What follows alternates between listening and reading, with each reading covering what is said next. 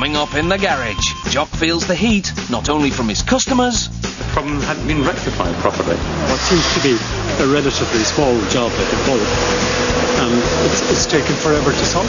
But from some of his staff too. There's no work. We've given up our jobs, our families, our homes. And Wayne feels the effects of speeding.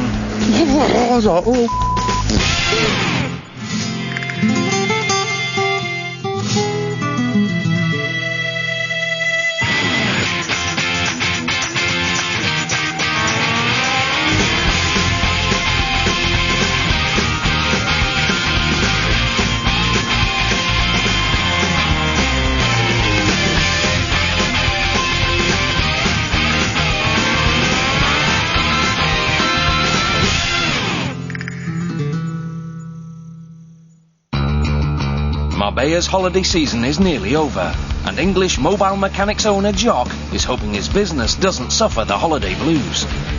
It's hard life, isn't it, in Spain? I know in August things do quieten down quite a lot. Previously on the garage, the place was rammed with overheating cars as a scorching heat wave hit Marbella. Roasting. This is mad heat, this is, you know. Wayne got hot under the collar for a different reason altogether. I'm going to find some Doris. Don't care what she looks like. That's it. Back to the apartment. Danny and Steph found a novel way of cooling off. Not much of this. Where are we going to put it? But as the temperature rose, tempers flared. Shut up. Pleasure's in job. Cracks began to show between the mechanics. He ain't my boss. You should clean up. And even the customers couldn't escape Jock's wrath. But I get me on Monday. I've only 1,500 every.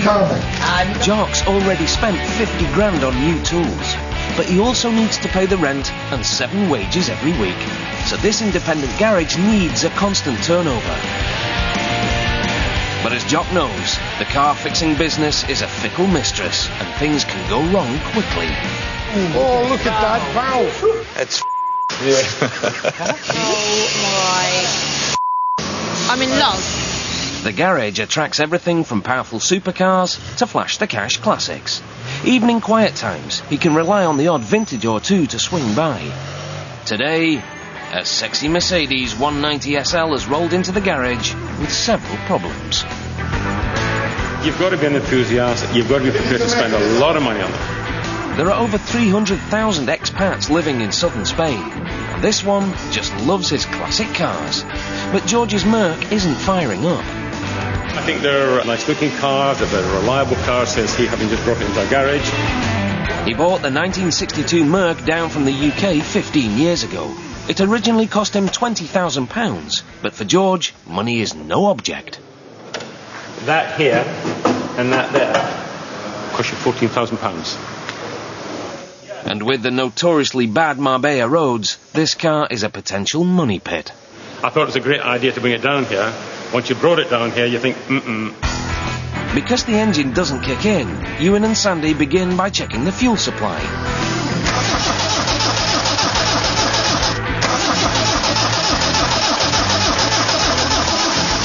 Although, maybe it'll take more than just turning the ignition key to get it running. And starting isn't the Merc's only problem. Its front brakes have also seized.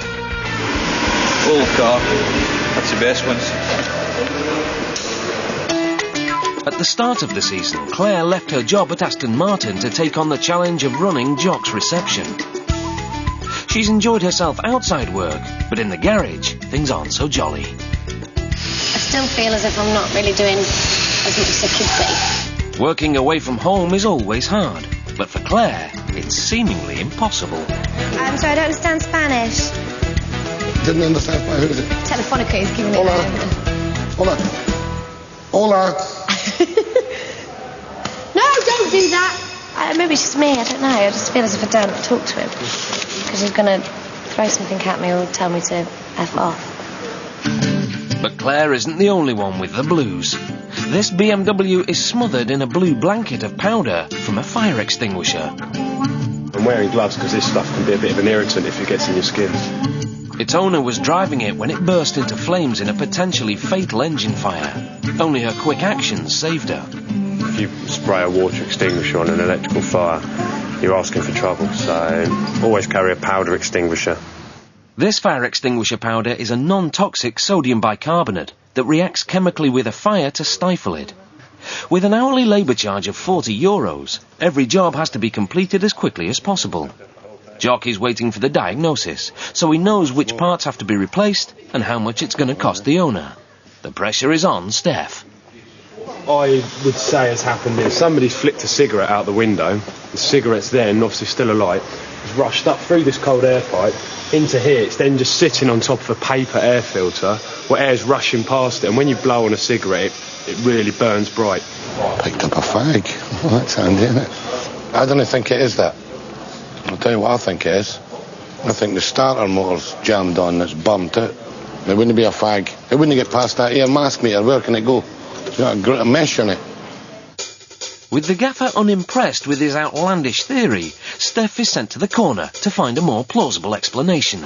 And the powder isn't making his job any easier. Yeah, dust mask first of all. Stuff's disgusting. Still to come in the garage, Jock gets an earful. Have you managed to repair it so that I won't have the same problem again next week, the week after that? And Claire calls it quits. I've tried for the last 3 weeks. I've given it 110%. Coming up in the garage, Steph is left confused. People don't tell me what's ordered and what isn't ordered, then I don't know. While Wayne shows his feminine side. Some people's cup of tea, it's not me. I just enjoy life, do you know what I mean? This Beamer suffered an engine fire on a Spanish motorway, but the quick-thinking owner managed to put it out using a fire extinguisher. She's lucky, because it's in a fuel rail. It was just exploded like a bomb. As in all jobs, sometimes even the mechanic's theories are wide of the mark.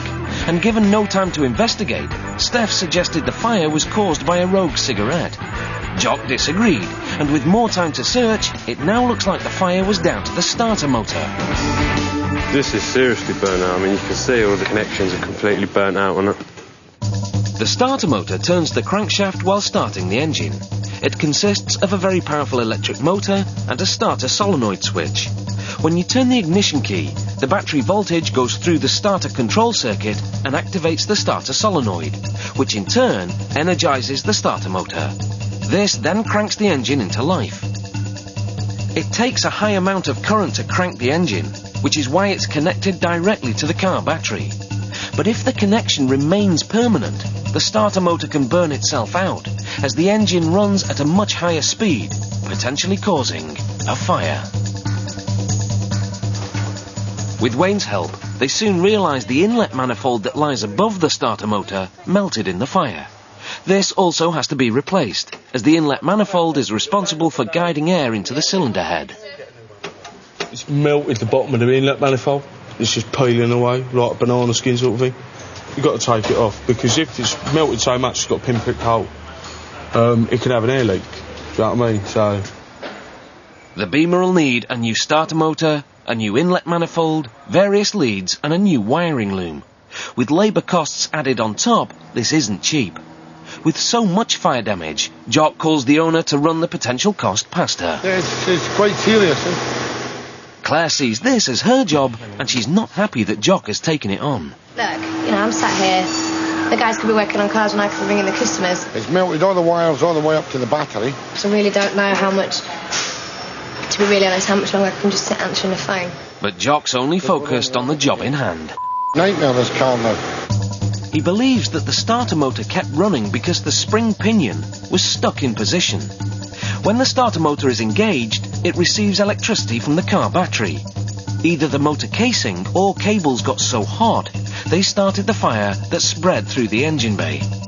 You should be able to hear the overworked starter motor, because a running engine will overspeed if it remains engaged, creating a whirring noise before it goes too far. Maybe the owner had her music on a little too loud. But she does give Jock the green light to refit the engine, so while the boys wait for the parts to arrive, they start work on the motor's burnt wiring. I have no idea what this connects to. I'll let you know when the loom goes up. But at least they're busy. whereas trainee Danielle's working life has stalled. Again. All I've done is sweep. But when one flash US-made Lincoln Navigator pulls up, she gets some light relief. It's got a drop-down DVD inside. Oh, check. Do you see that? The set comes out, yeah? Look. With an $80,000 price tag, this import is the kind of bling vehicle that P. Diddy cruises the mean streets of NYC in. It's got the PlayStation as well. This is a pimping. I know. Well, I've got a 12-year-old son, and he's into all this sort of rap music and all this, so that's what he's there. So he's got all... But he loves it. Oh, he loves it, really. He was the one who chose the wheels. You can press the door, and that'll open the back. Ah, remote boot. How's it on juice? A bit exciting. Is it? It's certainly brightened Danielle's day. And things are looking up for Ewan. This stunning classic Merc has been playing up.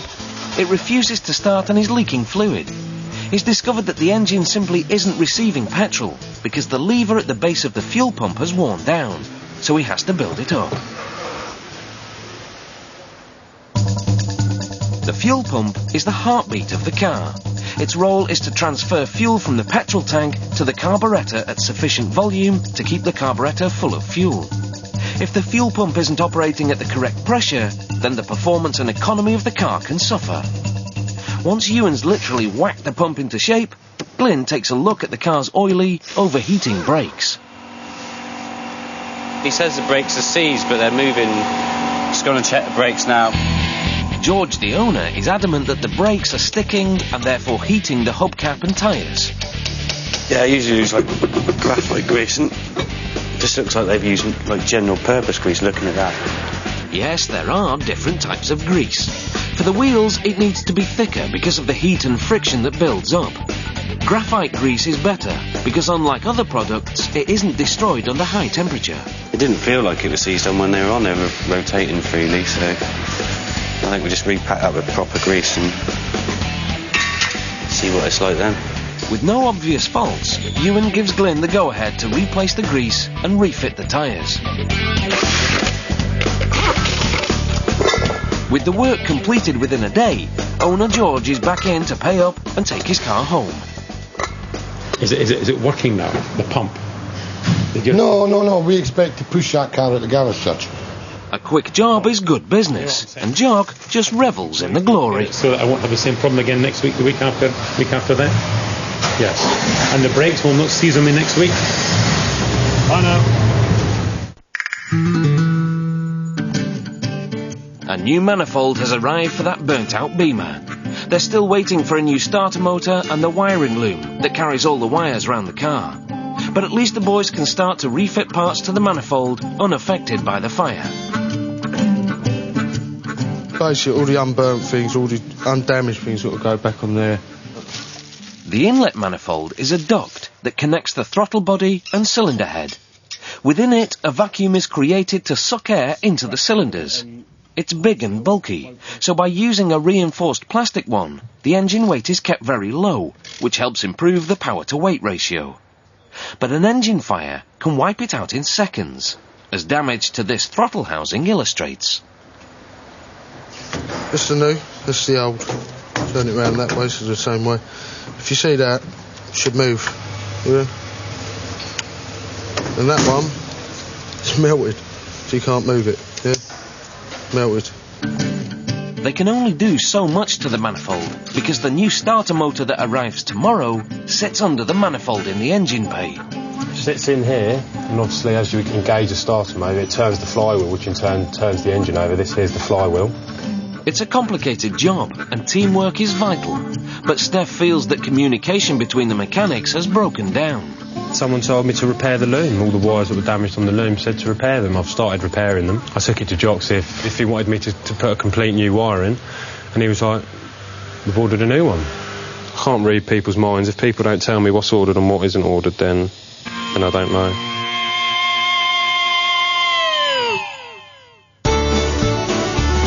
Another Mercedes has ended up at English Mobile Mechanics, but this 2002 340 is at the other end of the car spectrum when compared to the 190 SL.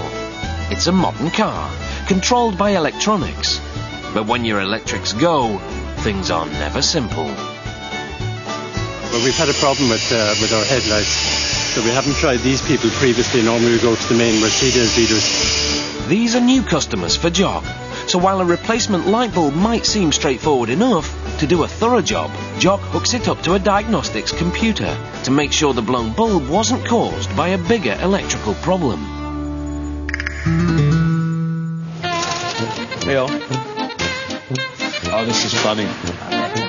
While Jock is busy with the Merc, Wayne decides to show the team a home video, but it isn't quite what they expected. I put fake in and everything. Look at the beer gut on that. Been trying it on with Steph. It's great. Let's yourself. You know, it's some people's cup of tea, it's some me. I just enjoy life, do you know what I mean? Yeah, I'm quite impressed with that. Fortunately, some work comes in to take the boys' minds off Waynetta's performance.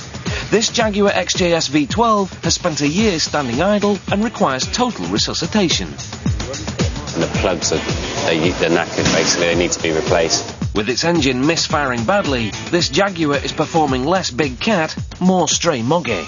But as you can't see, they're all hidden. There's one down here and one under there. In its day, the XJS could perform 0 to 60 in under 7 seconds, but this one is now all pencil, no lead. You can see on this one that the electrode's completely worn away. Eventually, they replace 10 plugs. To get to the final pair, they lift out the air compressor. Then they fire up the engine. But as Jock can hear, it's still not firing properly. It's misfiring now. You can hear it. Yeah. So they'll have to investigate deeper into the engine.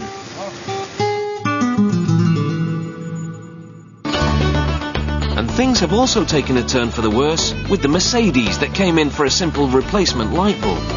Jock's diagnostic computer normally only takes an hour, but not today. The diagnosis didn't affect it, it's still running through the test. Even though John and Rita O'Mahony have returned expecting to drive away, the computer says no. The problem with these new Mercedes cars, you've got what appears to be a bulb gone, and we're here 2.5 hours. While the classic Mercedes was fixed quite quickly, its younger brother seems set on staying. It's still plugged into yours, and it's still going through it, so you can see it now. Maybe there's a lot to be said for buying an old car. The working day is nearly over, so John and Rita will have to collect the car tomorrow. Like life, work doesn't always run smooth. What seems to be a relatively small job at the bulb, and it's taken forever to solve.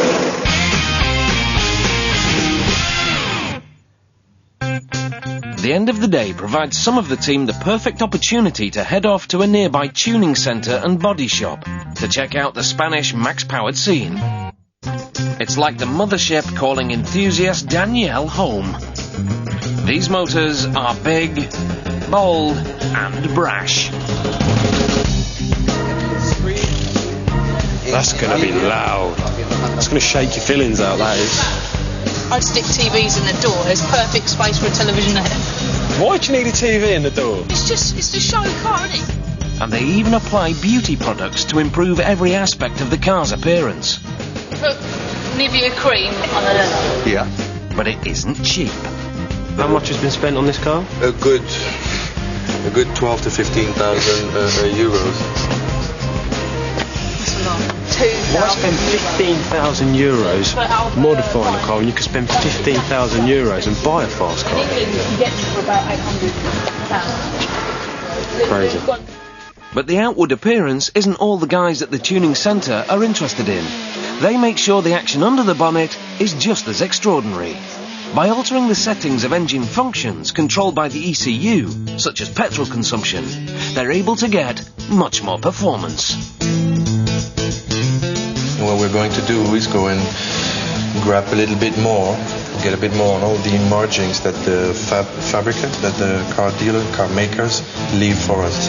As a girl who likes her cars maxed, Danielle is in her element. You're going to change it from that to the other one? Yeah. What brake are you hoping to get out of it from standard? From standard, it comes with a 110. We hope to give it a good 30, maybe 35. But as an ex-dealership mechanic, Steph is aware of the problems associated with this black art of modification. If it's chipped in England, your warranty is null and void, obviously, because it's not standard specification. Okay. In the UK, this kind of engine tuning would not only affect your warranty, but could see the car fail its MOT. But what about the Spanish equivalent, the ITV? And does it affect your ITV in any way, having the car chipped? No. When you go to the ITV, you see here is what's been done.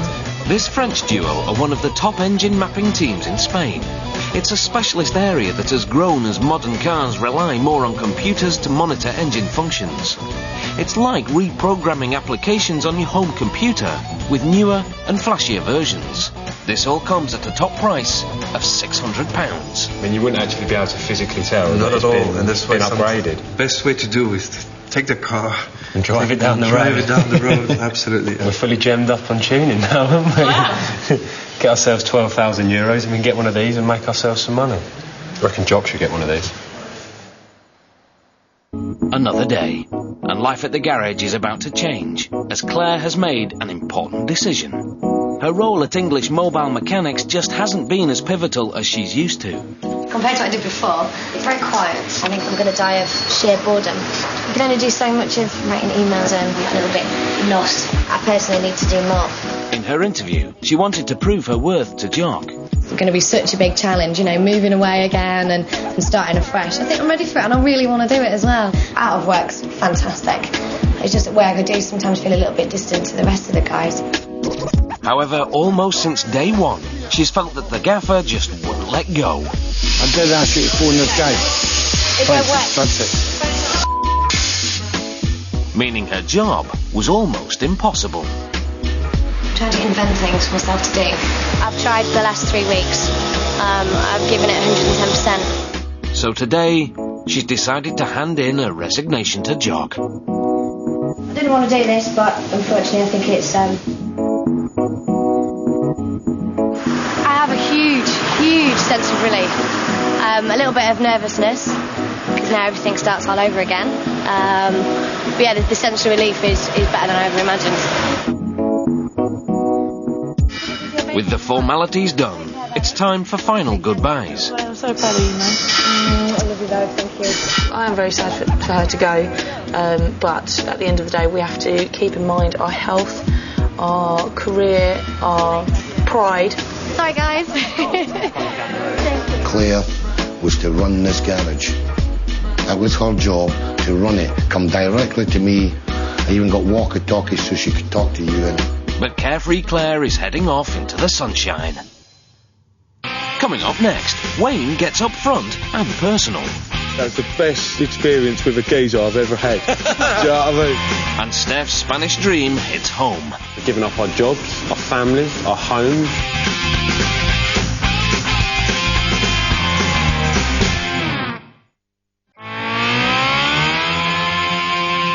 Coming up in the garage, Wayne gets his own man-sized jigsaw to figure out.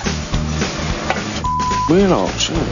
It's the big moment for Steph and the burnt BMW. It's a waiting game at the minute, make sure everything's back as it should be, and then we can fire it up and give it a test. And Danielle gets the ride of her life. Top of the world, man. My dream gone true. The summer season is winding down and things are quiet at the garage too. The team is facing a testing time. Some of the mechanics are bored. All I've done is sweep. Some are confused. Can't read people's minds. If people don't tell me what's ordered and what isn't ordered, then I don't know. And some are leaving. I have a huge sense of relief. While Claire is moving on, this Jaguar XJS is going nowhere. In its day, the Jag was one of the most efficient and desirable cars on the market. It was even winning touring car championships.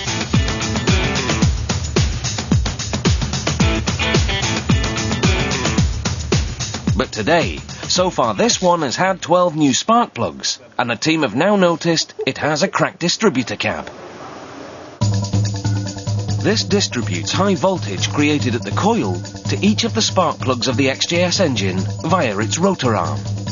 As this is a 12-cylinder engine, there are 12 spark plugs to be fed. But because the cap is cracked, the gap between the rotor arm and the cap is uneven, and this is causing some spark plugs to fire inconsistently. That electrode goes in and out. Cap goes on top of that rotor arm. It sits like that. Because it's a V12, it's got 12 points for each spark plug. Yeah? And when that spins round, touches each point, yeah? Which creates a spark, yeah? You just keep them going round and round and round and round and round, yeah? There you go, my son. Crack on. They replace the 12 high-tension leads. This one's connected to the distributor. And the cracked distributor cap. New distributor cap, new rotor on. Going back on. The Jag should now purr like a pussycat. Still misfiring. However, it could be sitting idle permanently unless they get to the root of the problem.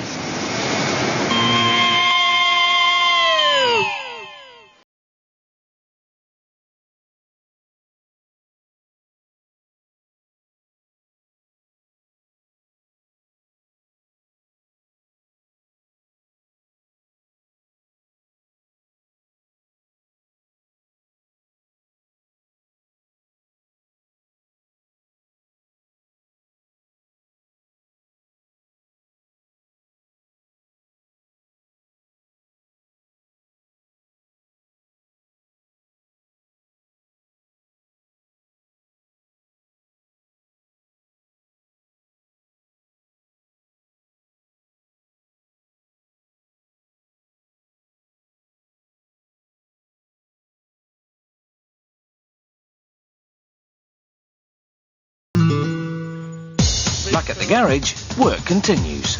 Wayne and Glyn are still working on the Jaguar XJS that's been standing idle for over a year. When the boys started it up, it was misfiring. It's misfiring now. You can hear it. So they've replaced the spark plugs, a cracked distributor cap, and 12 high-tension leads. But the problem still persists. That one here. Now, they're listening to the fuel injection system. They might look ridiculous, but they should hear the injector working through the screwdriver. Neither is that one. But something isn't right. I don't think that one is. That one, they're a very fine needle. They're like a pin. They've got very fine tolerances. No room for really any like water or anything. That's why you have a fuel filter. But if water has got through, it can corrode it. After inspecting the 12 fuel injectors, they give them a quick clean and then refit them.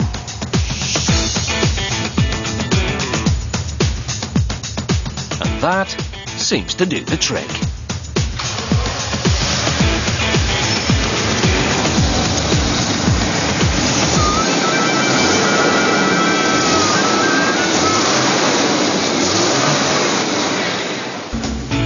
Job done. The boys take it for a full valet to have 12 months of grime washed out.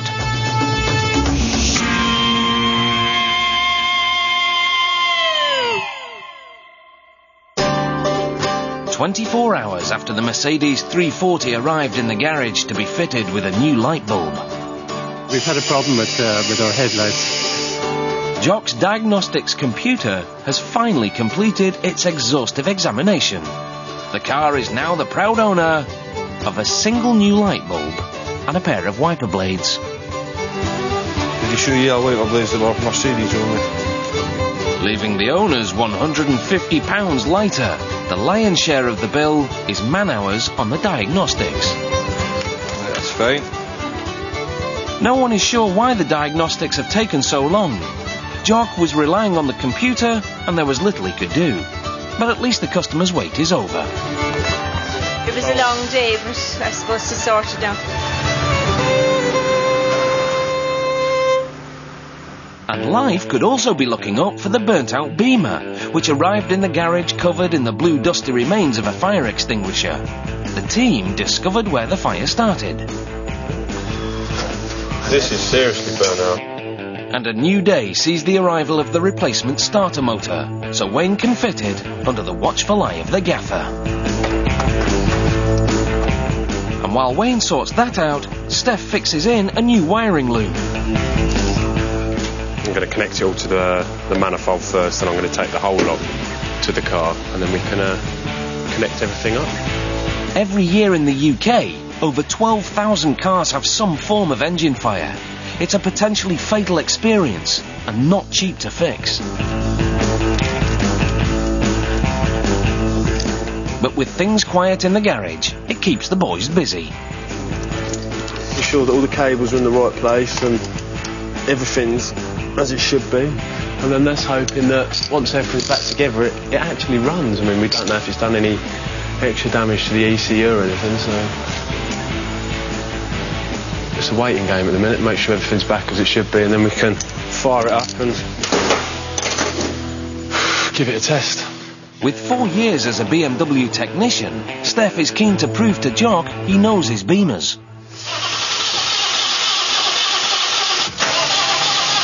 Although the starter motor is turning over, the engine doesn't kick in. Steph is stumped. There must have been more damage than they realised.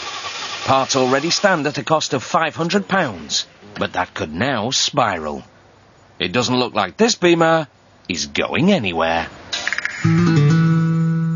But the Beamer isn't the only motor sitting tight in the garage. The dainty Ford Anglia is no nearer to the open road than it was when Wayne found it.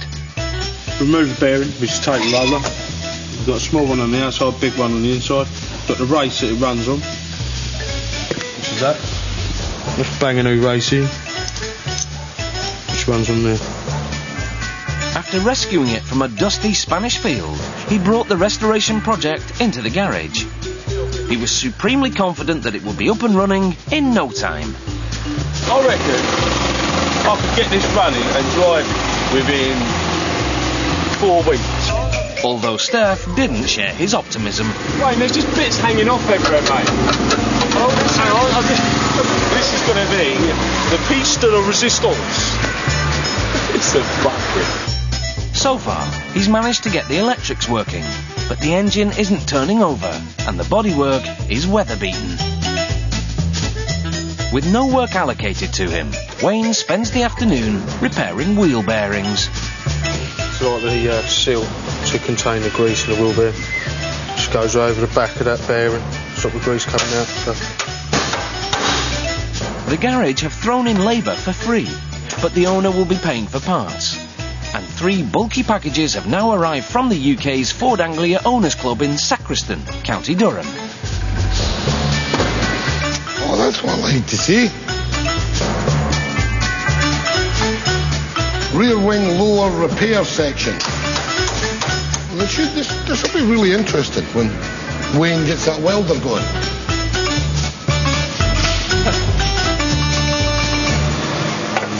Wheel arch, isn't it? It's a man-sized jigsaw for Wayne to solve all on his own. Because you got that section rotten there, yeah, and the wheel arch is rotten, right? What you have to do, this is a new wheel arch.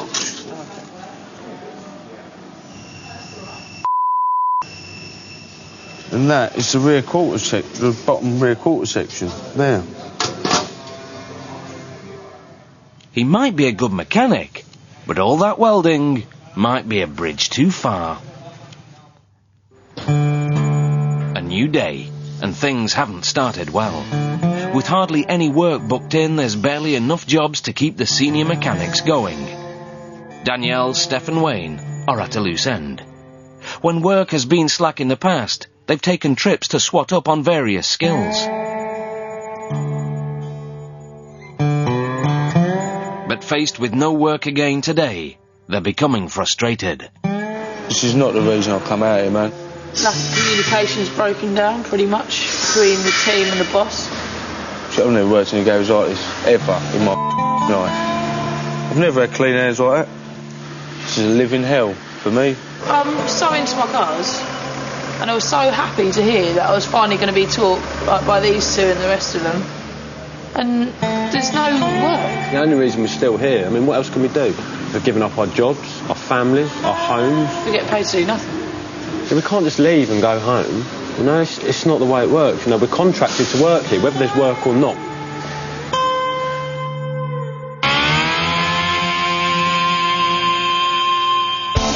But some business is still trickling into the garage. A VW Golf has come in for a replacement timing belt. It actually belongs to a friend of mine who unfortunately is sick at the moment, but it's in for a timing belt. Because if it does break, the engine will explode. Sandy's the only new mechanic being kept busy by Jock and gets put straight on the job. Timing belts are made of rubber and have to be replaced on a regular basis because they degrade with time. Leaving them in place too long could spell disaster. The timing belt turns the camshaft at exactly half the speed of the crankshaft, while maintaining a precise synchronization. If it is out by even one notch, or if it breaks, things go badly wrong for the car's engine. The piston would crash into an open valve, bending and breaking everything in its path, which would result in a costly rebuild. Replacing the timing belt is straightforward, but the important part of the job is making sure that the belt is tight and fitted completely correctly. There's no room for error. So you've got to get this side, you've got to get the side that the tensioner is not on. So if this side's slack, when you take the tension up, it doesn't tension the belt. Always make sure you turn over by hand first, because if there is something wrong, or if you have getting the time marks wrong somehow, you will actually feel the engine like lock up. Timing belts can fail without warning, leaving the car owner stranded.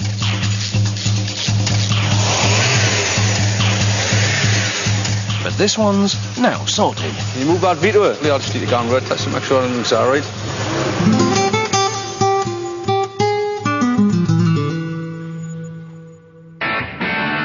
With no work, the young team head out for the day in search of some fun. And they found exactly what they needed. Top of the world, man. My dream come true. At a racetrack. Built in 2000, the Ascari racetrack is modelled on some of the most famous circuits in the world.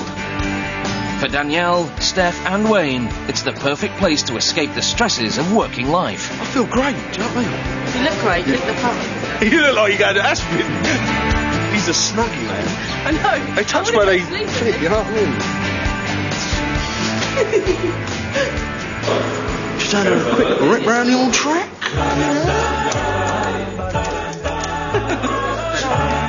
They're like children in a sweet shop. The notes. Who needs music when you've got an engine?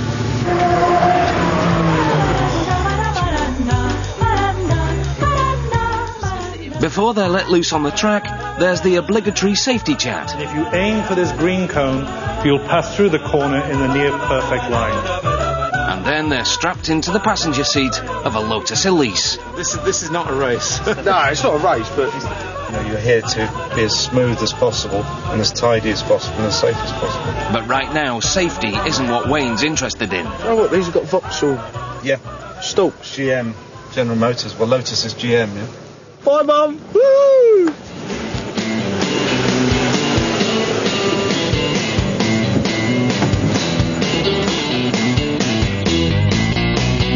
And in, hold it in tight, all the way around the curving. This Lotus Elise Sport S2 has a top speed of 150 miles per hour and brand new would set you back around 26 grand.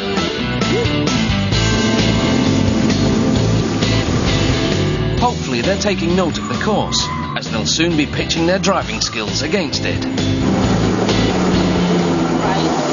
But not in a Lotus. Instead, they'll be driving a 200 brake horsepower, 2.5 litre BMW compact.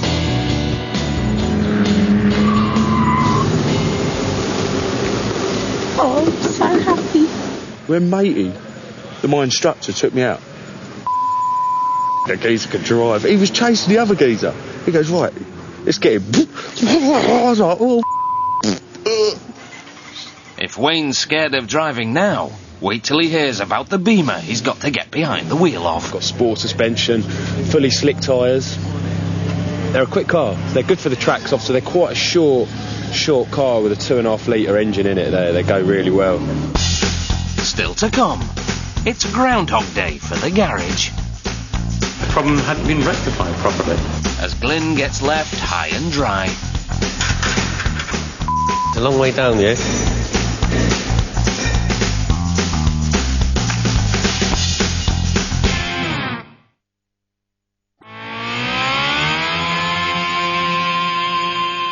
While Marbella is gearing up for the weekend, in the garage, the Merc 190SL that was signed off and sent home by Ewan is back with the original problem of overheating wheels. The problem hadn't been rectified properly.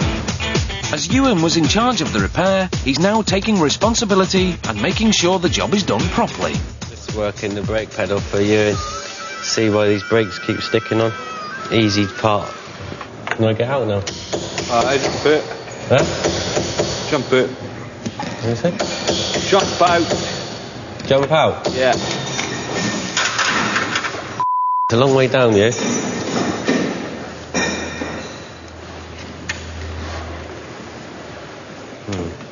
Might wait a bit. It's a bit far. With the brake adjusted, Jock double-checks the work. I wouldn't mind, he said it was running worse than what it was when it first came in. It came in a tow truck, so how do you know that? It's then signed off again and returned to the owner, although there is the small question of yet another bill. And you want me to pay this? Aye, it's a couple of hours labour. Having paid for it to get done the first time? Yeah, but I was better when we stripped down the shoes and that this time, so... So this in addition to what was done the first time, albeit I thought I'd paid to get it corrected the first time? Yeah. I mean, it was out for the service, I mean, we just checked... I know. It was actually me on a couple of hours on it anyway. Okay, I'll pay it this time, but... We've got to get it right. You give it a try and see how you get on. Okay. I'll go and get some change for you. Thank you very much. Isn't it great when she goes? Ain't she great when she stops? Not every job is straightforward, especially when it comes to classic cars. But the garage are hoping that this one is finally sorted.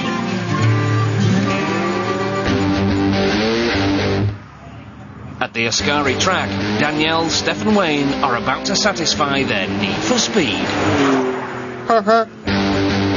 And Wayne Schumacher is brimming with confidence. We should have it all out on the track, man. I'll whoop your little ass. I don't want to put you down or, show you up like I did in shooting, maybe. Darling, if we could be out and race each other, do you know what I mean?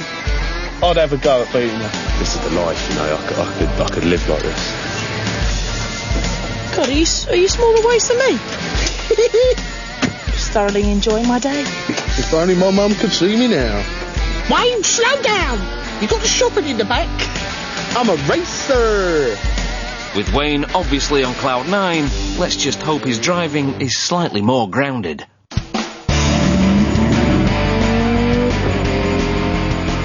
The Beamer they're driving has a stiffened chassis and sport suspension to both protect it and help it corner. Wait, then turn. It can do a top speed of 150 miles an hour, and with Wayne driving, that is scary.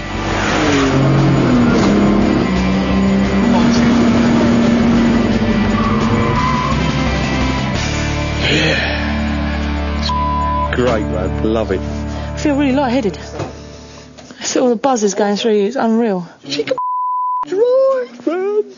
While Danielle's driving skills surprise Wayne, Steph has impressed his racing instructor. He's alright, yeah. It's good. He's got a good level of natural ability, for sure. Do you know what, fella?